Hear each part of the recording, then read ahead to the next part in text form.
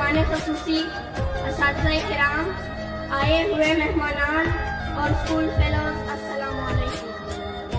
आज मुझे जिस मौजू पर लबकुशाई नसीब हुई, इसका उन्वान है क्या हम आज़ाद हैं। आज़ादी क्या है ये समझना हमारे लिए बहुत मुश्किल है, क्योंकि जब हमने इस मुल्क में जैसे आज़ाद मुमलिकत पाकिस्तान कहा जाता है आम खोली तो उसे आज़ाद पाया है। हमने नहीं देखा इसे हासिल करने के लिए हमारे बुजुर्गों ने बेशुमार कुर्बानियां दी। हजारों खानदान बेघर हुए जिनका अंग्रेजों ने नाम और निशान मिटा दिया। उन्होंने अपनी नस्लें कुर्बान कर दी सिर्फ और सिर्फ आज़ादी के लिए।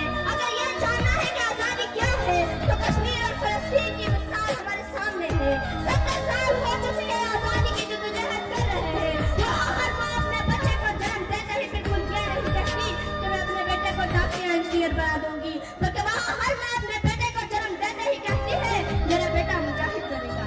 सुनाने वाला मेरा ये ईमान है कि अल्लाह कभी भी किसी कौम की इतनी जद्दोजहद पर आया नहीं जाने देगा।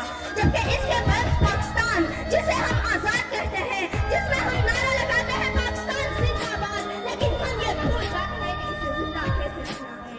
आज भी हमारे यहाँ लाखों लोगों को इंसाफ नहीं मिल रहा। आज भी हवा की बेटे को सरेआम अपनी जिंदगी का निशाना बनाया जाता है। आज भी हमारे यहाँ एक खरीद की आवाज को दबाया जाता है। हमारे यहाँ आज भी 10 साल की बच्चे की गुमशुदगी में पुलिस इस मासूम बच्चे पर भाग जाने का इल्जाम लगाते हैं, सरेआम कत्ल कर दिया जाता है। क्या ये आज़ादी है? आज़ादी इसे कहते हैं? नहीं, हम गुलाम हैं, हम अपने लोगों के गुलाम हैं। हमने बाहर की ताकतों से आज़ादी को हासिल कर ली, पर अंदर की ताकतों से आज भी हम आज़ाद ना हो सके। हम गुलाम हैं अपने ही लोगों के। तुम्हारे महलों की तकमील हमारे खून पसीने से, तुम्हारे महलों की तकमील हमारे खून पसीने से, फिर भी ए अमीर शहर तुझे तकलीफ हमारे जीने से है।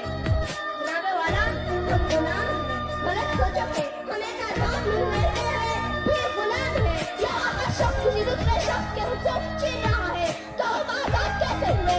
आज़ाद कौम में तो हर शख्स को उसकी इज्जत और आबरू, उसकी जान और माल की हिफाजत का हक हासिल होता है। इस मुल्क में हम एक शनाख्त है, लेकिन अफसोस हम खुद के हाथों ही अपनी शनाख्त खोते जा रहे हैं। जो कौमें अपनी तहजीब और सकाफत को खो देती है वो कभी तरक्की नहीं कर सकती। क्या हमने इस मुल्क को बचा के रखा है?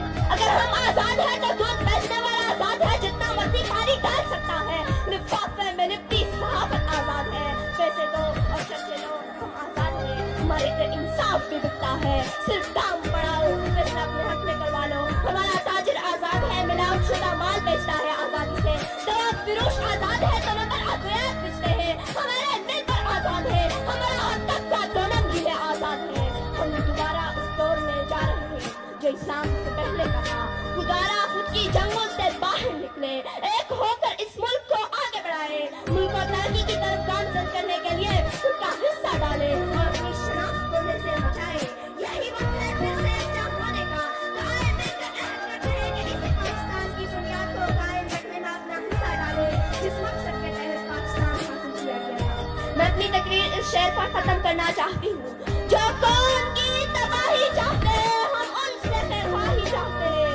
जो कौम की तबाही चाहते हैं हम उनसे खैरख्वाही चाहते हैं। जो मुजरिम है हमारे वो हम ही से सबूत बेगुनाही चाहते हैं।